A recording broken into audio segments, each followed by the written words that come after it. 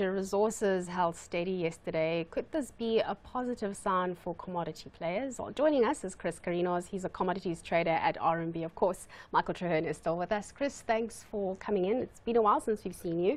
Help us make sense of the movements that we've seen from, or the commentary from the ECB. What impact has that had on commodities? Yeah, so yesterday, Mr. Mario Draghi, Super Mario, came out with a very dovish tone, bringing up topics of buying equities as well as corporate debt into their QE program. Market wasn't really anticipating this, so ultimately what happened is you saw a lot of dollar strength coming through and a lot of euro weakness. Usually what you see with commodities when this happens is you see a negative effect. When you see dollar strength, you usually see commodity prices come off. The reason for this is that there's less purchasing power to buy the commodities simply because all commodities are priced in dollars.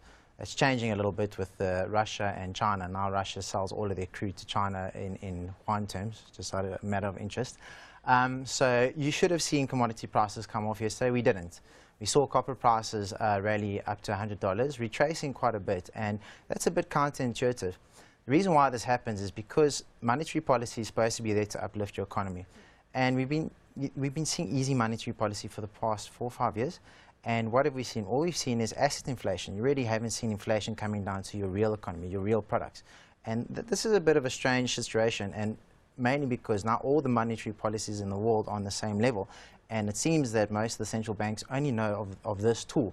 It's working in some aspects, not working in other aspects.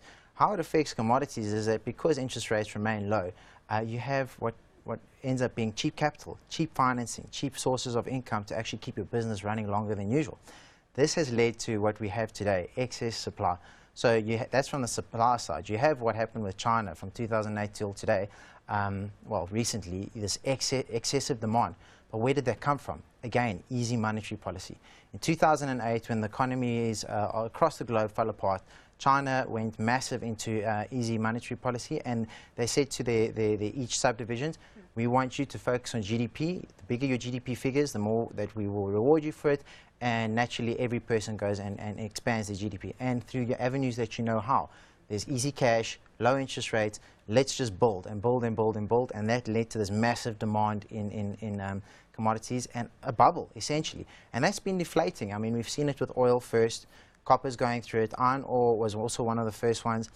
Copper a little later than iron ore and your other building materials because it's considered to be a later phase commodities. So in terms of, let's assume Granny Yellen next year decides, okay, now's the time we're going to start raising interest rates and the rest of the world follows. What do you think happens to commodity prices from there? Because obviously that's quite a bit of a shock to the system, even if they're expecting it. First and foremost, if it happens, so it happens on day one. It'll take time to filter through, and I think it should be the correct thing to normalize monetary policy. But what's more important in the commodity space is simply that this overinvestment it's sunken costs. So that needs to be worked through over time. So once you see interest rates start rising and capital isn't as cheap as it used to be, it should take 2-3 years before your mines and your oil fields get through this excess supply. Because usually how mines work, if you've spent 100 Rand, and now you're running at a marginal loss because your barrel of oil or your ton of copper is being sold at a price lower than what it costs to get out the ground, you'd rather take marginal loss than just shut the mine today. So naturally, you have this normalizing of interest rates, and say growth does come up to a level that is normal, which isn't really what's in the forecasts for the next couple of 6 months or a year, who knows. It takes time for that supply to work out.